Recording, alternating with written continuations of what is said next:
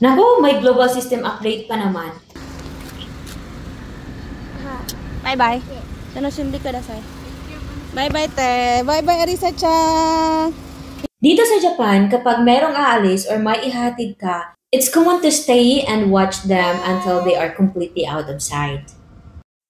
Hi, this is Riz, ang inyong kakambal dito sa Japan. Andito ako ngayon sa bahay ng kaibigan ko kasi I'm helping them with their luggage and stuff. Kasi uuwi sila ng Philippines for 1 month. They were gonna go by car, so from here to Osaka, it would takes like 3 hours. And by the way, kung meron kayong sasakyan at gusto nyo magsasakyan papuntang airport, tapos ipapark nyo lang yung sasakyan nyo dun sa airport for 1 month, it's okay. Pro tip lang is kailangan nyong bumili ng member's card kasi there's a discount. If you don't have a card, it costs like 30,000 yen. But if you do have a card, it would only cost 20,000 yen. And ready na nga silang umuwi kaso nga lang they receive an email saying na merong global system update regarding doon sa software and naapektuhan yung mga local and international flights. I just hope na smooth naman yung transaction. Yatsukite kudasai. Isho? Bye-bye. Tanoshimdi kudasai.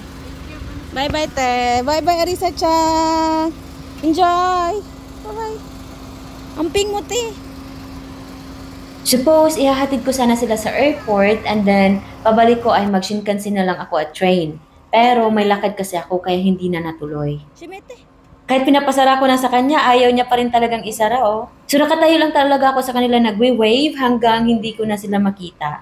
And ganyan na ganyan yung mga Japanese every time na merong mga enter na uuwi sa Philippines, yung bus talaga hanggang hindi na makita yung bus, parati silang nagwe-wave yung mga boss namin, yung mga co-workers namin na mga Japanese. It's like a symbol of deep connection at hope for a safe journey. Pinapakita nito na talagang nagmamalasakit ka at andyan ka pa rin para sa kanila kahit gaano pa kalayo. Mukha lang malapit kasi naka-zoom in ako pero malayo na yan, sumisigaw pa rin siya.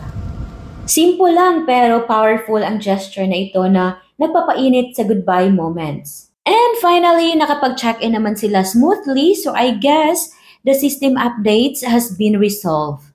And that's it for today. Please follow for more.